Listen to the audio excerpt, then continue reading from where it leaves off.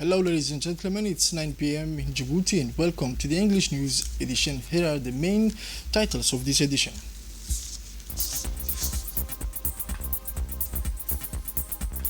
The President of the Republic flies to Beijing for the 90th summit for the Forum of China-Africa Cooperation. The state left the country in the morning.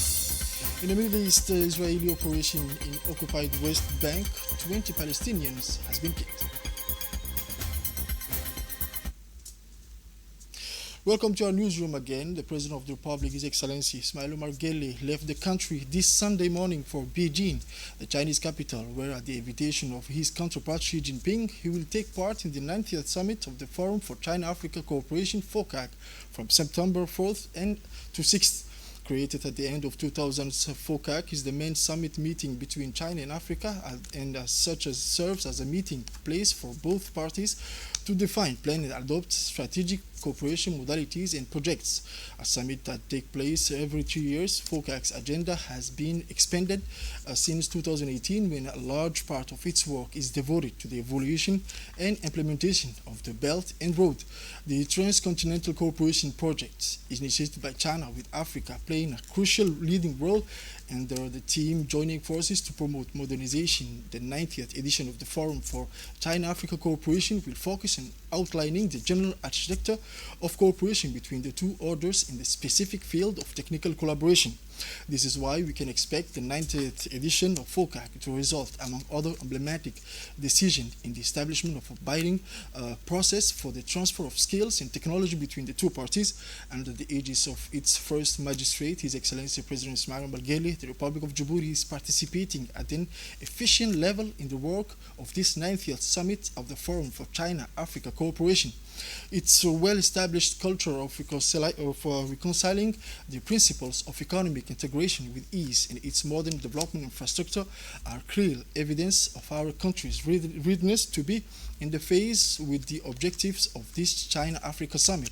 However, it is the bilateral audience he is scheduled to have with his counterpart Xi Jinping that will serve as the main stage of Djibouti's head of state, His Excellency Ismail Omar Guelleh's trip to China. Another highlight of President Guelleh activities on the sidelines of the 90th FOCAC will be his participation in the China-Djibouti Economic Forum to be held in Shanghai. As usual, the President of the Republic, accompanied by a delegation representing Djibouti's private sector, will take full advantage of this meeting to make the case to some 500 Chinese economic operators for the advantage of our country as a leading geographical platform and multimodal logistic hub. During his visit to China, the President of the Republic, His Excellency Mr. Ismail Omar Guelleh, is accompanied by a large delegation including the Minister of Economy and Finance in charge of industry, Mr. Ilyas Musa Dawali, the Minister of Foreign Affairs and International Cooperation, Mr. Mahmoud Ali Yusuf, the Ambassador of the Republic of Djibouti to the People's Republic of China, His Excellency Abdullah Abdullahi Miguel, and the Ambassador of the Republic of Djibouti to the Federal Democratic Republic of Ethiopia, and permanent representative of our country to the African Union, His Excellency Ambassador Abdi Mahmoud Haibi. The President of the Ports and Free Zones Authorities of Djibouti, Mr. Abakar Omar Hadi, and the President of the International Chamber of Commerce of Djibouti, Mr. Yusuf Musa Dawali, are also part of the delegation accompanying the head of state in this trip to China. At the 50th session of the Council of Ministers of Foreign Affairs of the Organization of Islamic Cooperation held in Yaoundé, capital of Republic of Cameroon, from August 29th to 30th, 2024, the minister examined the central theme, development of transport and communication infrastructures within the framework of the Organization of Islamic Cooperation, a major tool in the fight against poverty and insecurity. At the end of the meeting, the ministers unanimously adopted a resolution to support the candidacy of Mr. Mahmoud Ali Yusuf, Minister of Foreign Affairs and International Cooperation of the Republic of Djibouti, for the post of chairman to the African Union Commission for the period 2025-2029.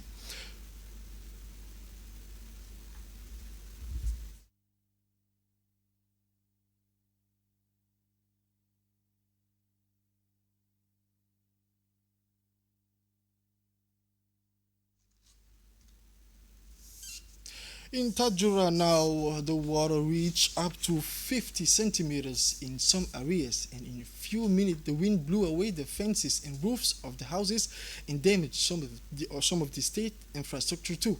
Some shopkeepers noted that the extent of the damage to their homes, stores, and hotels, while the telephone network and electricity poles remained cut in some parts of the city. The frequent August rainfall exasperated half the population. The strong wind caused damage to roofs, trees, electricity poles, and high voltage cables. The intensity of the event took the town's population by surprise. This morning, the storm calmed down, and a block of neighborhoods were also left without water and electricity following the tearing down of high voltage lines and fallen poles. The violence of these storms took residents by surprise. The violent winds that accompanied the rains caused extensive damage, with roofs ripped off, fences blown down, trees uprooted, and infrastructure damaged. Some 20 people were injured, the most serious of whom were evacuated to the capital, while the rest were treated in new provisional health facilities. Faced with the scale of the disaster, Interior Minister Said Hassan Nuh, accompanied by the Decentralization Ministry Qasim Harun, and parliamentaries including Abdullah Mohamed Rufa, reacted swiftly. Traveling to Tajura the very next morning, they came to see the extent of the damage and to offer the government support to the affected populations. On arrival, the ministerial delegation was welcomed by the acting prefect, Mr. Habib Jilani, and the president of the council, Mr. Omar Hussein. The delegation announced the implementation of an emergency aid plan, including the distribution of food, drinking water, and essential equipment. Technical teams have also been dispatched to restore electricity and water supplies in the affected areas as quickly as possible. The storm comes against a backdrop of frequent rains which have been affecting the region since the beginning of August, exasperating a large part of the population. Local and national authorities are now working together to assess the damage and put in place preventive measures to cope with the future extreme weather events. And now His Excellency Mr. Qasim Harun affirmed the mobilization and full support of the government as a whole to assist the people of Tajura and meet their immediate needs. Finally, Qasim Harun Ali assured that his department is on the ground and will spare no effort to support the victims of the bad weather. On the sidelines of their trip, members of the government shared their feelings.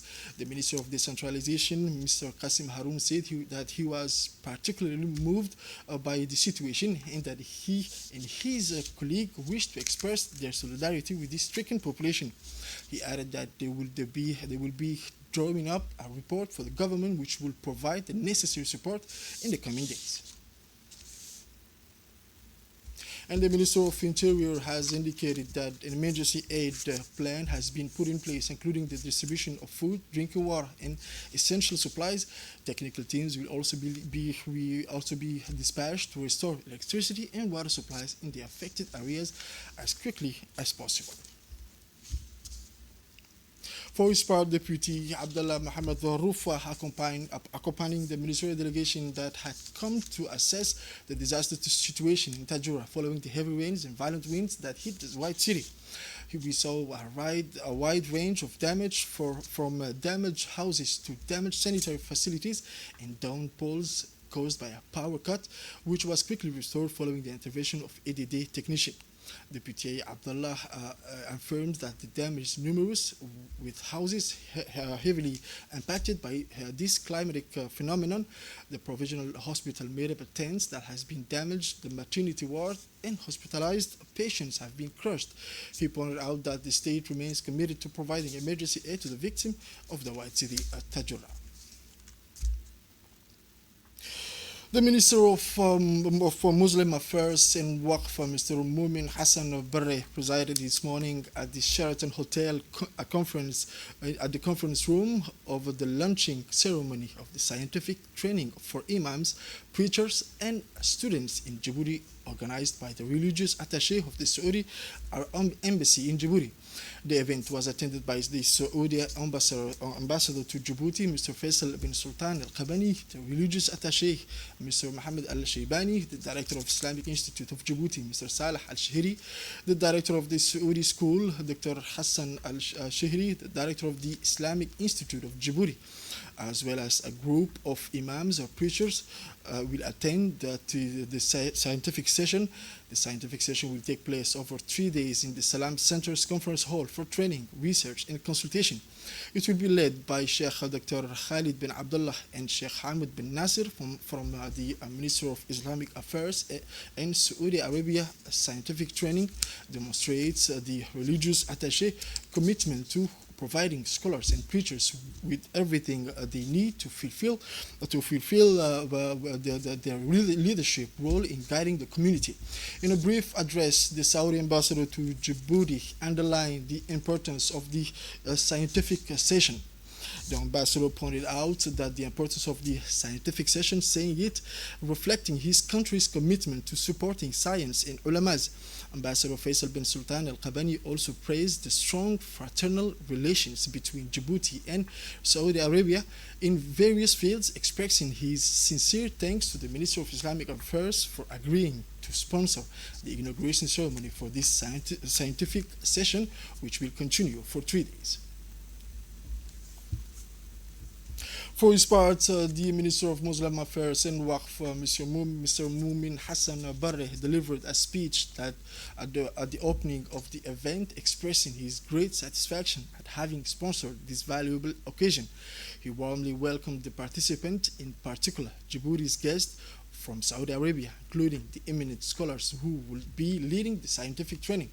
Mr. Mumin Hassan Barre drew attention to his meeting with his Saudi counterparts, Sheikh Dr. Abdul Latif bin Abdul Aziz Al Sheikh in Mecca during the 90th Congress of the Minister of Awqaf and Islamic Affairs of Islamic countries under the patronage of His Majesty the King, entitled "The Role of the Ministries of Islamic Affairs and Awqaf in Promoting the Principles of Moderation and Anchoring the Values of Moderation." The recommendation of the Congress highlighted the need to strengthen cooperation and coordination between the Ministries of Islamic Affairs in the Muslim world. The minister also emphasized that in the context of the ideological transformation that the Muslim communities is undergoing, our country, under the impetus of President Ismail Omar Guelleh, has taken the initiative of creating the Institute Al-Wasatiyah and the Culture of Peace, inaugurated in March 2023. He stressed our country's commitment to strengthening and developing fraternal relations and solid ties with Saudi Arabia in various fields under the wise leadership of both countries, praising Saudi Arabia's central role in the Islamic world. This morning, under the high patronage of the Ministry of Commerce, the Directorate of Prior Trade launched the second phase of the general census of all sales outlets with the aim of providing comprehensive data on all sales outlets. To this end, the Ministry control officers have been crisscrossing the city center, particularly in the vicinity of the Hamoudi Mosque. The last operation of this kind was organized last year and focused mainly on the city center. The aim of this second phase of the general census of sales outlets is to provide each outlet with a QR code identification card. This mission also enables us to check that the prices of basic necessities are respected and that the products are available in the shops.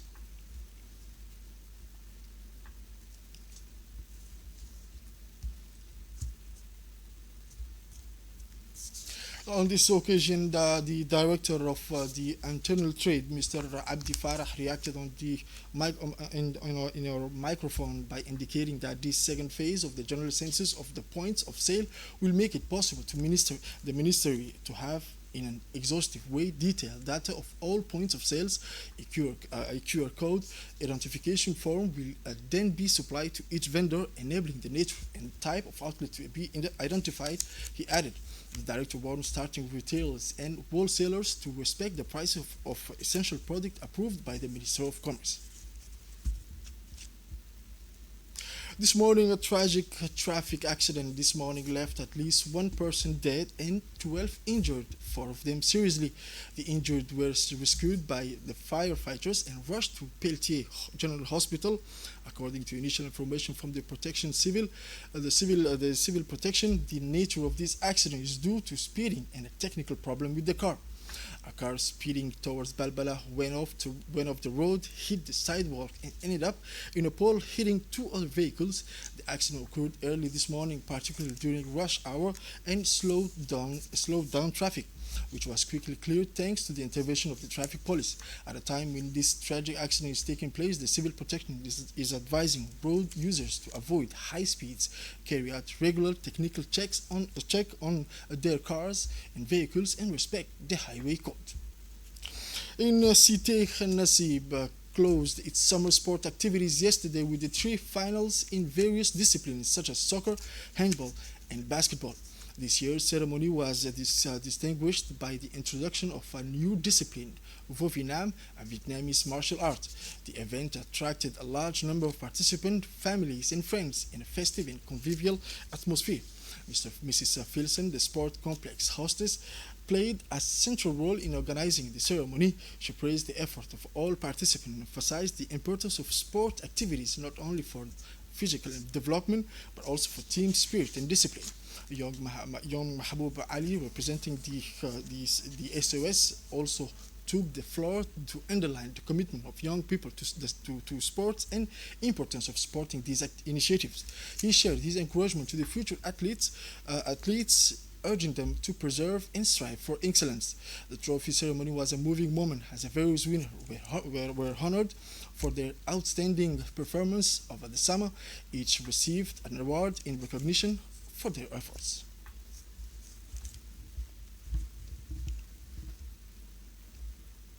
In the international news now, in Sudan, nearly 130,000 Sudanese are affected by flooding, which is mainly affected the north and east of the country. One example is the town of Tokar in the northeastern state of Red Sea, where a strategic bridge has collapsed. The country is now facing unusual rains that have caused a dam to collapse, compromising flood management and worsening the situation for thousands of Sudanese, while major floods continue to ravage the region, leaving dozens dead and missing. Sudanese civil defense spokesman Qureshi Hussein announced that 31 people had lost their lives in the north of the country as a result of the floods, and the number is rising all the time. The situation is made all the more critical by the lack of funds and resources, which is complicating the rescue effort.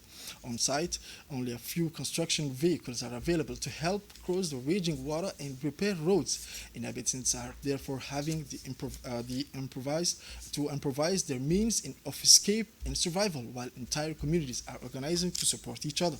This month's flood and heavy rains in Sudan have affected more than 317,000 people, and more than 100,000 of whom have been displaced.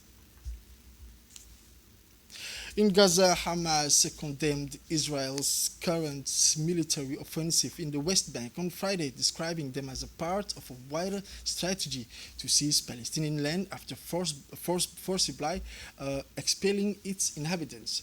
The ongoing military offensive by Israeli forces in the West Bank, currently concentrated in the city of Jenin, are continuation of the war crimes committed by Israel in the Gaza Strip as well as in the West Bank.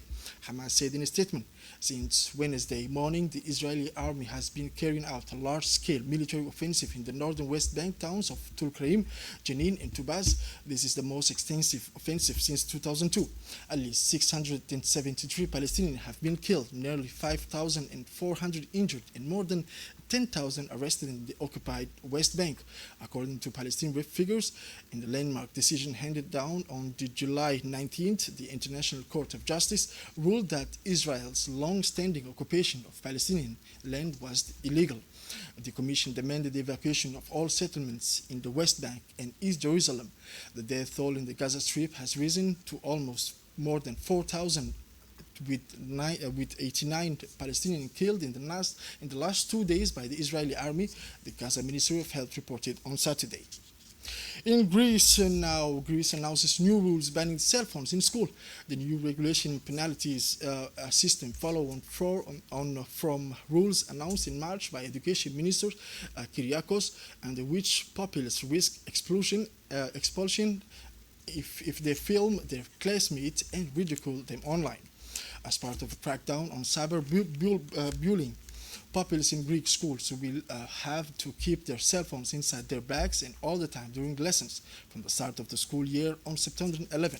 The new regulation were announced following a meeting between Prime Minister Kyriakos and his Minister of Education. Pupils can bring their phones for their cell phones to school, but they must keep them in their satchels throughout the day. Athens on Saturday had the announcement of the mobile phone in the satchel campaign. The scientific data on how to use the cell phone during the school day affect the learning process itself is overwhelming, whether it's a distraction or important issues. Now, social network X blocked in Brazil. The X social network owned by American billionaire Elon Musk began to be blocked down on Saturday in Brazil after a Supreme Court magistrate ordered its suspension. Elon Musk, the world's richest man, refused to appoint a legal representative for the company in Brazil as required by the local jurisdiction, according to local and foreign media. The suspension at first was made official on Friday, August 13, by Supreme Court Judge Alexandre de Moraes is a judge of the Supreme Federal. He is best known as a figure in Brazil fight against disinformation. Judge Moraes had given the platform 24 hours on Wednesday evening to appoint a legal representative in Brazil, failing which it will be blocked according to O Global. This is it for this new 9 p.m. English news edition. Thanks for watching us and stay tuned on RTD Djibouti.